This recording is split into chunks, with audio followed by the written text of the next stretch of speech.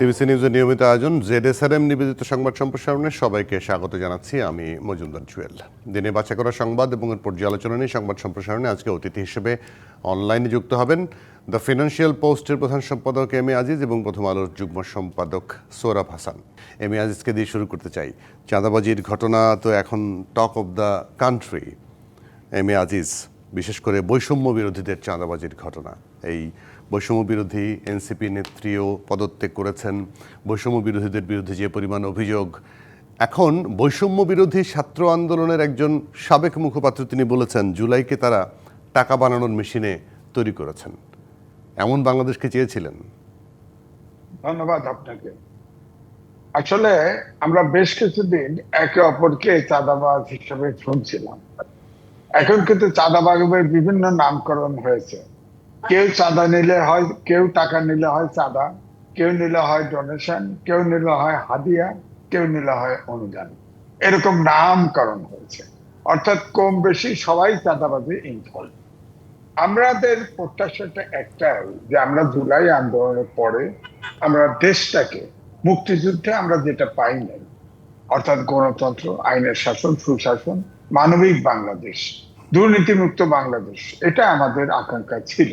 হ্যাঁ, কিন্তু আমরা খুব হতাশ হয়েছি যে ডক্টর মোহাম্মদ ইউনূস সবগুলো মন্ত্রণালয়ে, কমিশনে, সব জায়গায় ছাত্রদেরকে বসিয়ে দিল।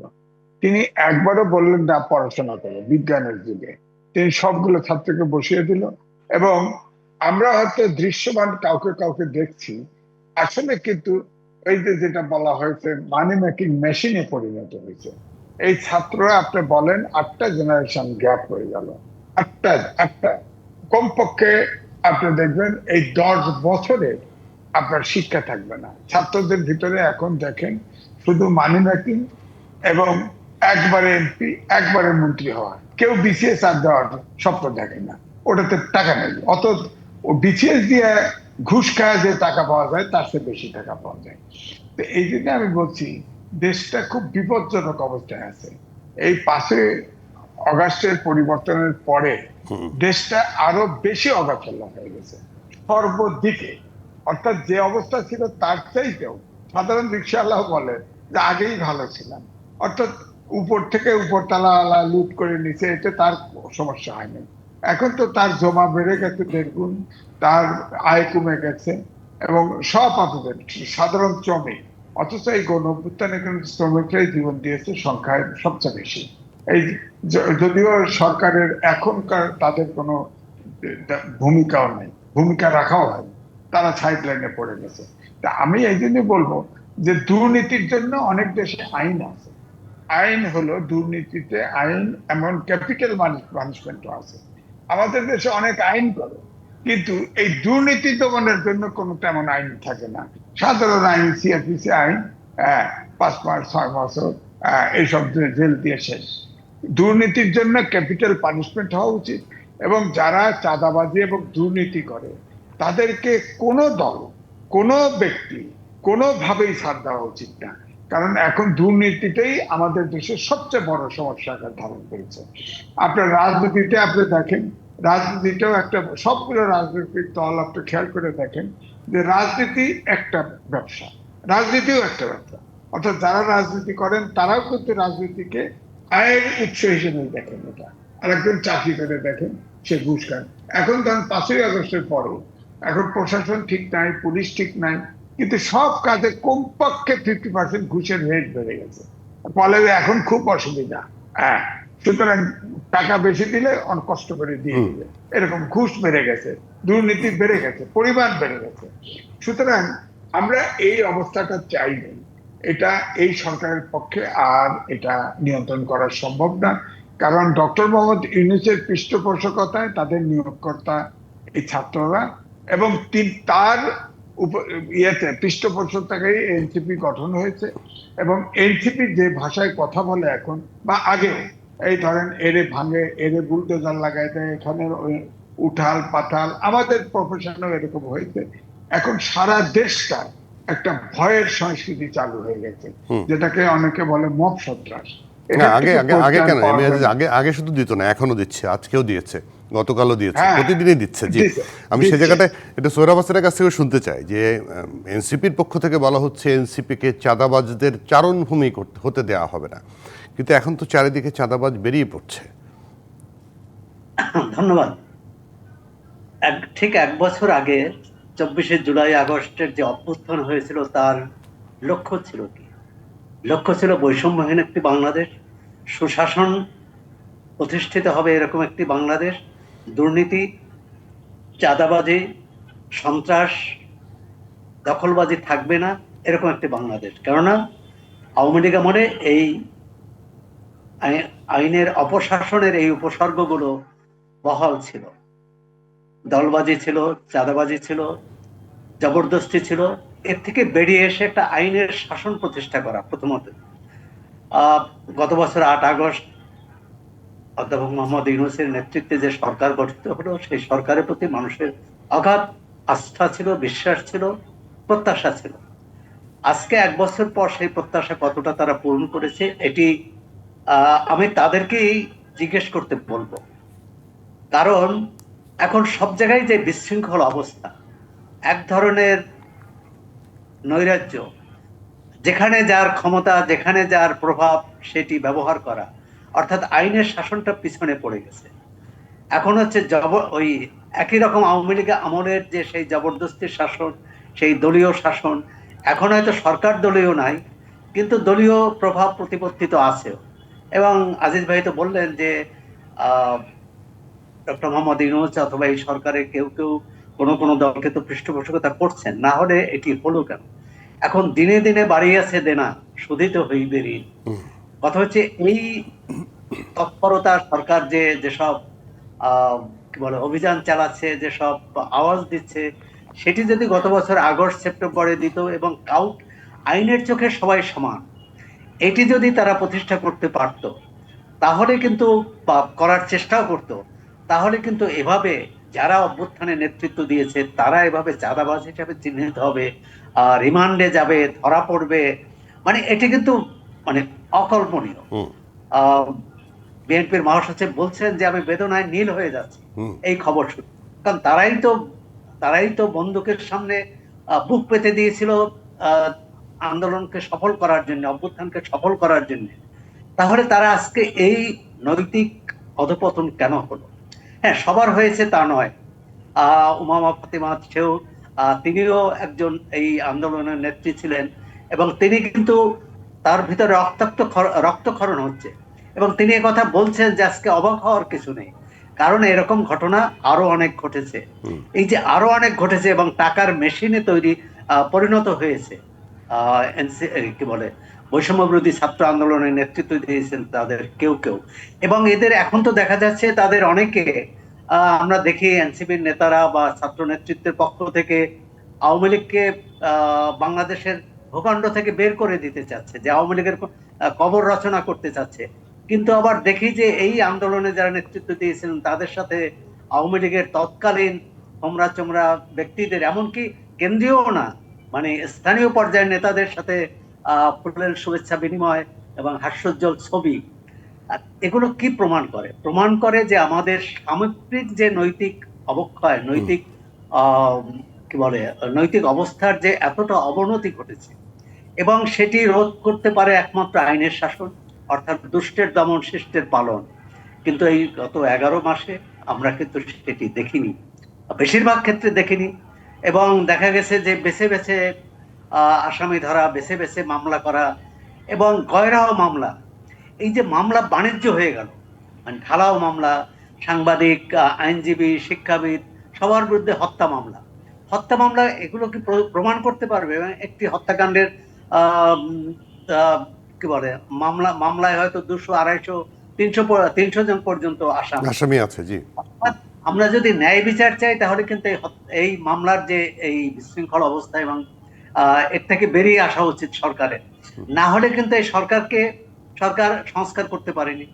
গত সবগুলোই তো আর নির্বাচন কেন্দ্রিক সংস্কার না, প্রশাসনিক সংস্কার, পুলিশের সংস্কার, বিচার বিভাগের সংস্কার, ব্যাংকিং খাতের সংস্কার। এক্ষেত্রে 2-1টি খাতে, ব্যাংকিং খাত বলা যায় যে দু একটি খাতে কিছুটা কিছুটা অগ্রগতি আছে, দৃশ্যমান অগ্রগতি আছে, কিন্তু অন্যান্য খাতে বা বিচার বিভাগও যদি বলা হয় এক ধরনের হয়তো তৎপরতা আছে, কিন্তু অন্যান্য খাতগুলো তো একেবারেই নির্জীব, একেবারেই নিষ্ক্রিয়, এবং সেখানে জোর যার মুলুক তার এই অবস্থা চলছে। তার মানে 11 মাসে যে সুশাসন বা আইনের শাসন প্রতিষ্ঠা করা যায়নি, সেটি আগামীতেও করা যাবে বলে আপনাদের কারো মনে হচ্ছে না। সে কারণে শুরু থেকে যেটি দুজনেই বলছেন যে আইনের শাসন প্রতিষ্ঠা করা গেলে তারা এই বারটা বাড়ত না, কিন্তু আজকে মির্জা ফখরুল ইসলাম আলমগীর যে কথাটা, বেদনায় নীল হয়ে যাচ্ছেন, বেদনায় নীল হচ্ছেন এই বৈষম্য বিরোধীদের চাঁদাবাজির কথা শুনে, কিন্তু বিএনপির বিরুদ্ধেও তো চাঁদাবাজির অভিযোগ আছে, সেটার কি হবে?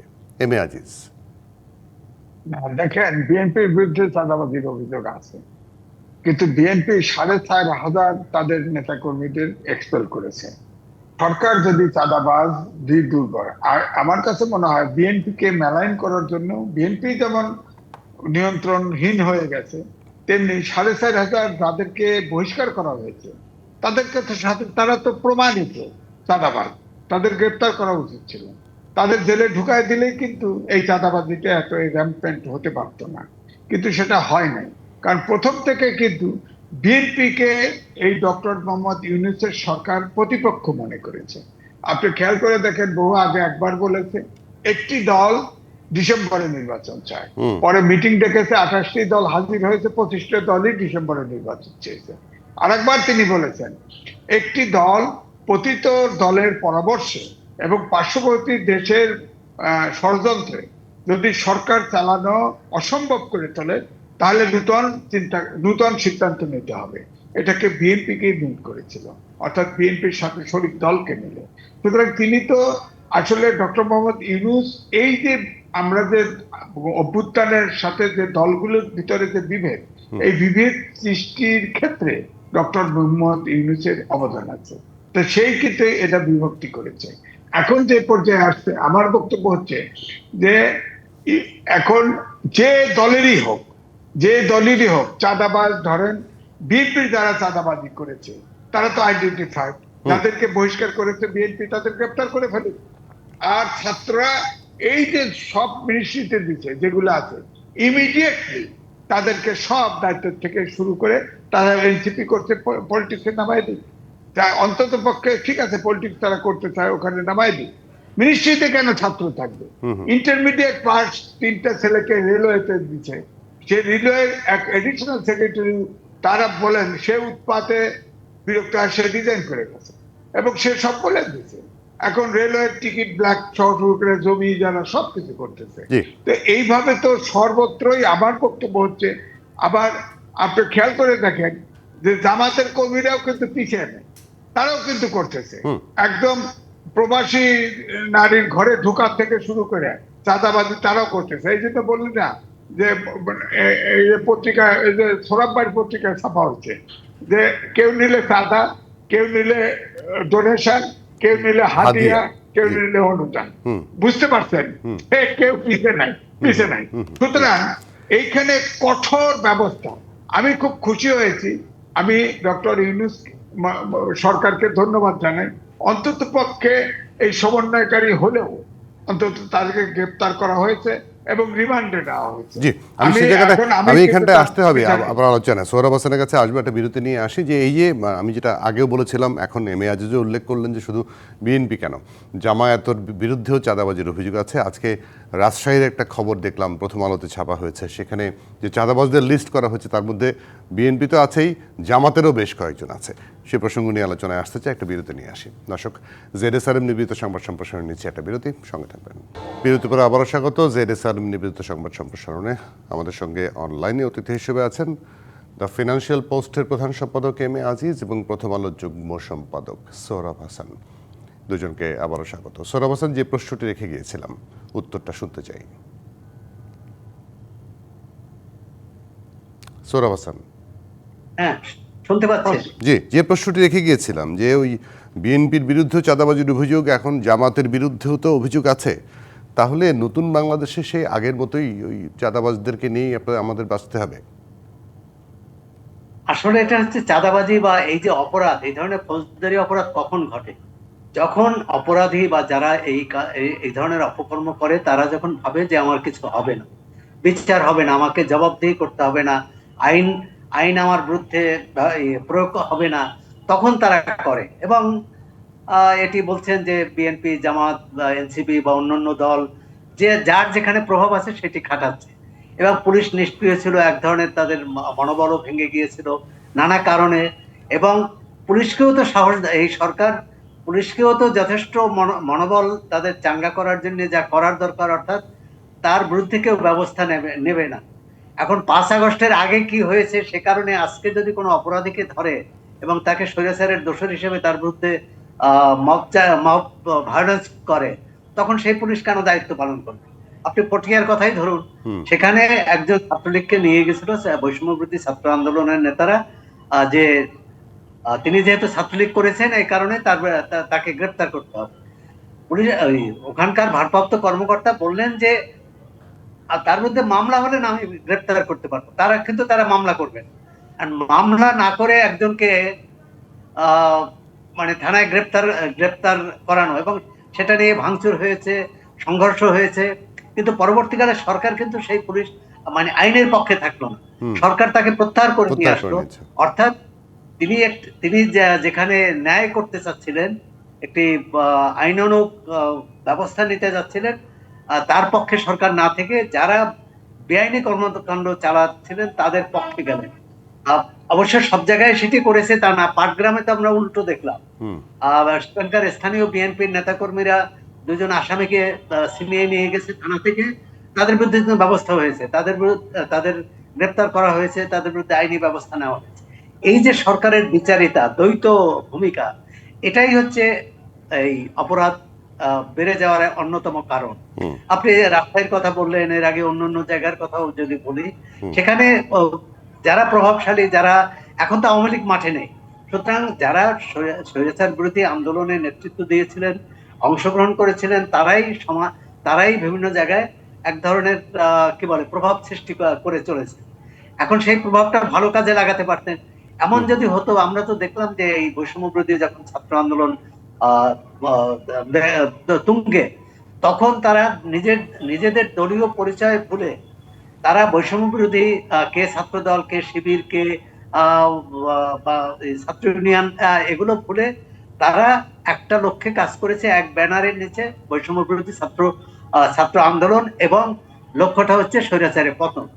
এখন এই স্বৈরাচার যখন পতন হলো, সুশাসন প্রতিষ্ঠায় তারা ঐক্যবদ্ধ হতে পারলো না কেন? এখন তো এই আন্দোলনে অংশগ্রহণকারী একে অপরের বিরুদ্ধে যে অশালীন ভাষায় কথা বলেন, যে বিদ্বেষপূর্ণ ভাষায় কথা বলেন, এটাকে উচ্চারণ অযোগ্য। মানে শুধু তাই নয়, মানে সিনিয়র রাজনীতিবিদদের নিয়ে যেভাবে কথা বলেন তারা, সেটি আসলে আমাদের সমাজের মানে বড়দের প্রতি সম্মান প্রদর্শন, সেটিও বোধহয় এখন নাই আমাদের মধ্যে। আগে যারা আওয়ামী লীগের নেতা নেত্রীদের বিরুদ্ধে অনেক অভিযোগ ছিল, তারা এই ধরনের ভাষা ব্যবহার করতেন, কিন্তু ঠিক এই যে ভাষা এখন ব্যবহার করা হচ্ছে সেটা ভাষা কিন্তু ব্যবহার করা হতো না তখনও। তার মানে আমরা কতটা এগোলাম, এত বড় একটা অভ্যুত্থান হলো, এতগুলো মানুষ জীবন দিল, এখন অনেকেই হয়তো বিজয়ের হিস্সা নিয়ে ব্যস্ত। এই যে গুলশান বলেন বা অন্য যে কোনো জায়গায়, এই ঘটনা তো গুলশানেই প্রথম ঘটলো না, এটি আপনি দেখুন গাজীপুরে এক সাবেক মন্ত্রীর বাড়িতে যদি সেখানে আসামি থেকে থাকে, পুলিশ যাবে, আইন শৃঙ্খলা রক্ষাকারী অন্য বাহিনী থাকলে তারা যে সেখানে তল্লাশি চালাবে, সেখানে কোনো একটি ছাত্র সংগঠনের বা কোনো একটি সংগঠনের নেতাকর্মীরা কেন যাবে? এবং সেখানে যে তারা ধরা পড়লো, মানে গণরোষের কবলে পড়লো, সরকার তাদের উদ্ধার করলো, এবং তখনই শুরু হলো অপারেশন ডেভিল হান্ট। এখন ডেভিল কারা?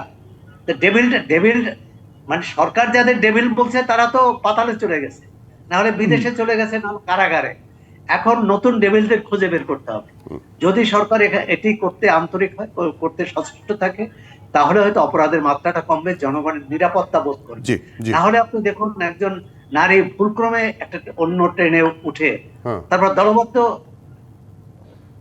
ধর্ষণের শিকার হচ্ছে। জি, আমি একটু এই প্রসঙ্গ একটু এখান থেকে ফিরে একটু অন্য প্রসঙ্গে যেতে চাই, কারণ নির্বাচনের একটা মোটামুটি একটা শব্দ শোনা যাচ্ছে, সেটি নির্বাচনের জায়গাটায় আজকে আইন শৃঙ্খলা বাহিনী সদস্যদের সঙ্গে বৈঠকে প্রধান উপদেষ্টা নির্দেশ দিয়েছেন প্রস্তুতি নেওয়ার জন্য। এর পাশাপাশি যে জুলাই সনদ নিয়ে নানা ধরনের কথাবার্তা চলছে, সেটির একটা খসড়া রাজনৈতিক দলগুলো পেয়েছে। আমরা যদিও এখনো পুরোটা পাইনি, সেটার মধ্যে কি আছে সেটা এখনো পাওয়া যায়নি, তবে একটা কাজ এগিয়েছে, তাই তো এম এ আজিজ? এক্ষেত্রে যদি 31শে জুলাই অথবা 5ই আগস্টের মধ্যে সনদটা স্বাক্ষর হয়ে যায়, সই হয়ে যায়, তাহলে তো এখন অনেকেরই ওই চাপটা যে সনদ সই না হলে আমরা নির্বাচন হতে দেব না, এরকম নানা ধরনের কথা বলা হচ্ছিল, সেগুলো আর বলার সুযোগ থাকছে না। না, না, কিন্তু আপনি যেভাবে সরল ভাবে চিন্তা করতেছেন, বিষয়টা এত সরল না। কারণ আজকে নাহিদ ইসলাম বলেছেন যে আনুপাতিক উচ্চকক্ষে আনুপাতিক নির্বাচনের ঐক্যমত্য না হলে আমরা জুলাই সনদে সই করব না এবং নির্বাচন হবে না। এটা হলো শর্ত। এটা আপনাদের মনে রাখতে হবে। এটাই হচ্ছে ডক্টর মোহাম্মদ ইউনূসের বক্তব্য। এটা ধরে নিতে হবে, কারণ এই এনসিপি যা বলে এটা মনে রাখবেন, বরাবরই আপনার ডক্টর মোহাম্মদ ইউনূস সেটাকে কিন্তু সবসময় গ্রহণ করে এসছে। হয় তিনি তার ইশারায় এগুলি বলে, অথবা ওনার যেহেতু তারা নিয়োগকর্তা, তার কথা মতো তিনি ডিসিশন নেয়। সুতরাং আমার কাছে এখন যেটা মনে হচ্ছে সেটা হচ্ছে যে ঐক্যমত্য ফাইনালি হবে না, কারণ আনুপাতিক নির্বাচন বিএনপি মানছে না। এবং অন্য অনেক ইস্যুতেই একমত হয়েছে জামাত, এবং এখানে জামাতের খেলা আছে। জামাত এনসিপির ঘাড়ে ভর করেছে, এবং এনসিপি নিজেও বলাচ্ছে, জামাত নিজেও বলতেছে। তো সুতরাং এই যে দলগুলি যে মাঠে ঐক্যমত কমিশনের বৈঠকের সাথে সাথে অনেক আলোচনা, অনেক এজেন্ডা আগাচ্ছিল, হঠাৎ করে উঠে গিয়ে মাঠে বৈঠক করে আপনার আনুপাতিক নির্বাচন চেয়ে এটা তারা আলটিমেটাম দিয়ে দিল। এবং ঐক্যমত্য কমিশন কিন্তু ঐক্যমত্য কমিশনের ভিতরে এজেন্ডায় কিন্তু আনুপাতিক নির্বাচন ছিল না, এটা ছিল না, তারা দাবি করতেছিল এক্সট্রা। এখন যেটা হবে যে ফেব্রুয়ারির ভিতরে যে ধারণাটা দিচ্ছে, ধারণাটা ওই আপনার মোস্তফা জামাল হায়দার, তার কথা অবশ্য 4-5 দিনের ভিতরে আপনার নির্বাচনের তারিখ ঘোষণা, এটার কোনো ইয়ে নাই, কারণ প্রধান উপদেষ্টা কোনো নির্বাচনের কথা বলেন নাই।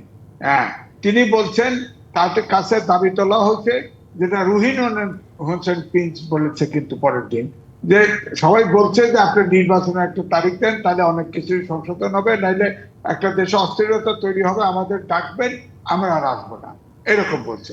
তখন বলছে আচ্ছা আমরা দেখবো, এই পর্যন্তই কথা হয়েছে, এর বাইরে কোনো কথা হয়নি।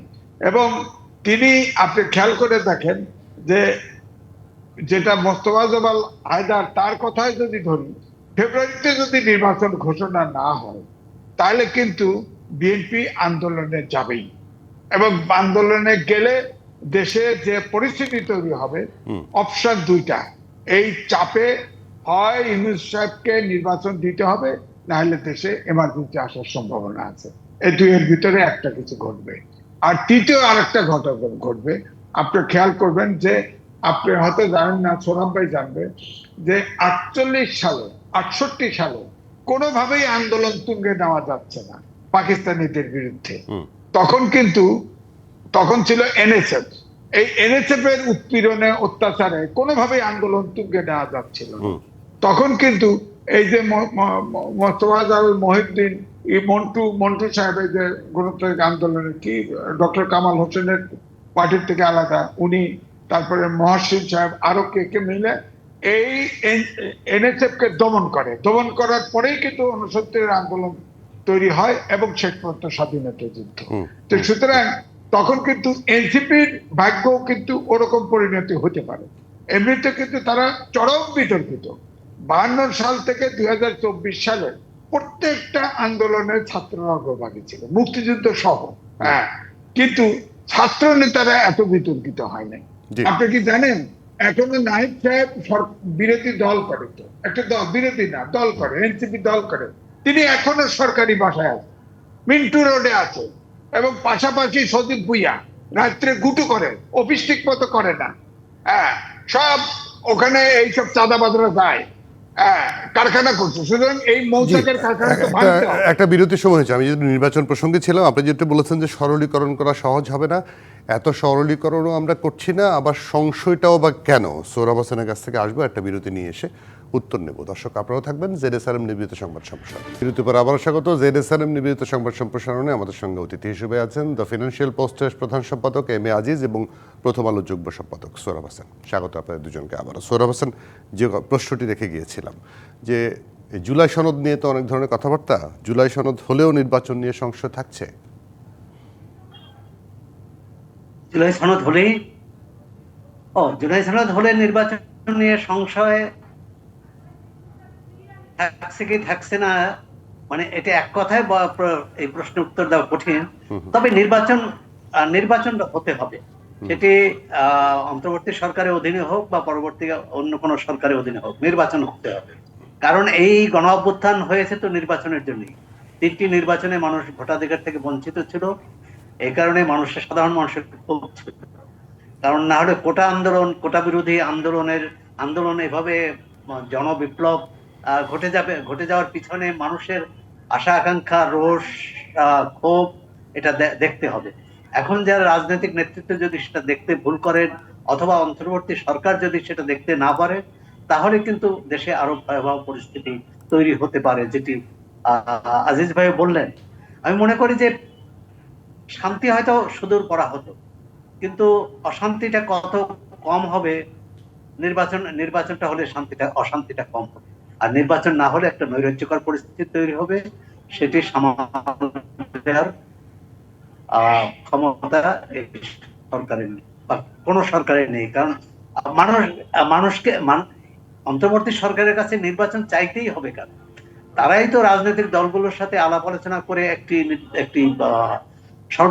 মানে যথাসম্ভব স্বল্প সময়ে নির্বাচনের তারিখ ঘোষণা করবে। এই দেখুন, নির্বাচনের তারিখ নিয়ে এত ডিসেম্বর, এপ্রিল, ফেব্রুয়ারি সংশয় তৈরি হয়েছে সরকারের এই দোলাচল বৃত্তির কারণে।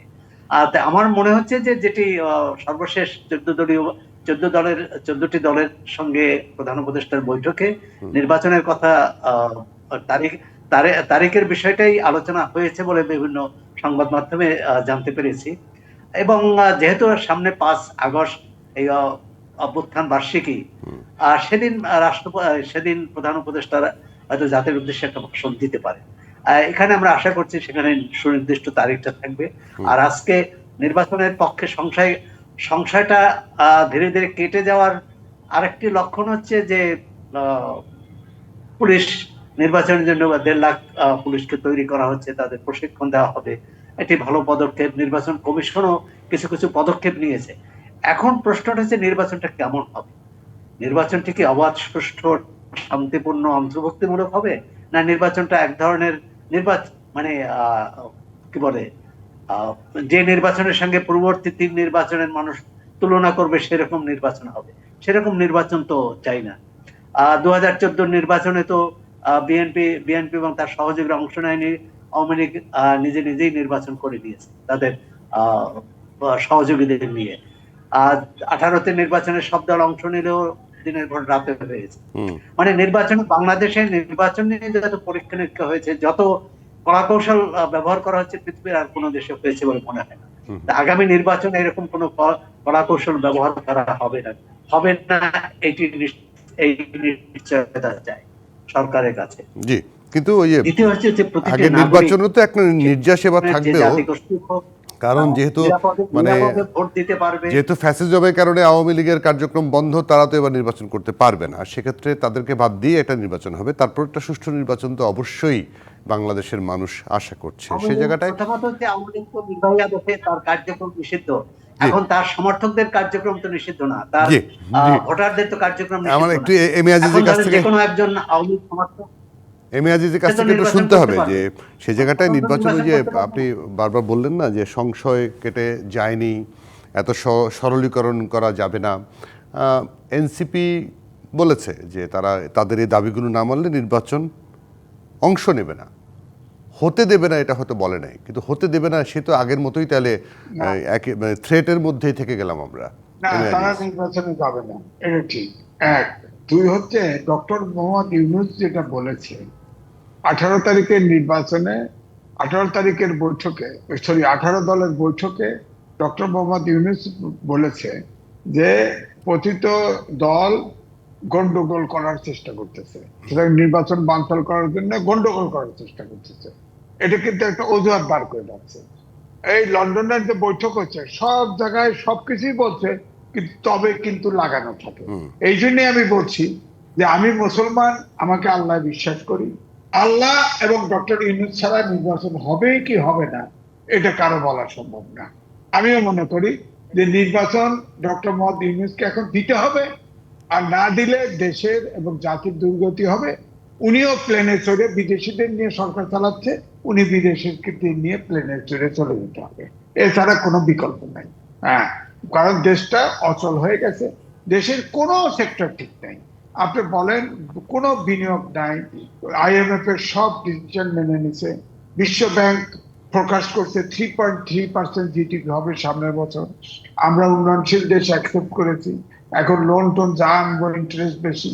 হ্যাঁ, তো সুতরাং আপনি খেয়াল করে দেখেন ইতিমধ্যে IMF এর লোনের সব শর্ত মেনে নেওয়ার ফলে আপনি দেখেন ইতিমধ্যে মার্কেট প্রাইস কিন্তু অনেক বেড়ে গেছে। দ্বিতীয়ত, এই যে ধরেন আমাদের এক্সপোর্টের 80% গার্মেন্টস, সব দেশ আপনার নেগোশিয়েট করে কেউ 10%, 15%, 20% করে নিল, আমরা কিন্তু 35% যে এক্সট্রা কর দিছিল সেই জায়গায় এখনো আছি। আশা করা হচ্ছে 5-10% কম হবে, কিন্তু ইতিমধ্যেই আমরা 25টা বোয়িং কেনার জন্য এগ্রিমেন্ট করেছি। এবং আপনার আপনার প্রথম আলোতে একটা গোল টেবিল বৈঠক হয়েছিল, সেখানে দেবপ্রিয় বলেছিল যে দেবপ্রিয় ভট্টাচার্য বলেছিল যে আপনার যে সরকারের মধ্যে সরকার আছে, এবং তিনি এও বলেছেন এই প্রথম দেখলাম যে একটা নন এগ্রিমেন্ট স্বাক্ষর অর্থাৎ গোপন চুক্তি হয়েছে। এই যে আমেরিকার সাথে যে গোপন চুক্তিটা হলো, এটা কি অন্তর্বর্তীকালীন সরকারের কি অধিকার আছে গোপন চুক্তি? একদম পরিষ্কার। আজিজ, আপনাকে অনেক ধন্যবাদ। সোহরাব হোসেন, আপনাকে ধন্যবাদ আজকে আমাদেরকে সময় দেওয়ার জন্য। দর্শক, এই ছিল ZSRM নিবেদিত আজকের সংবাদ সম্প্রসারণ। নিউজের সঙ্গে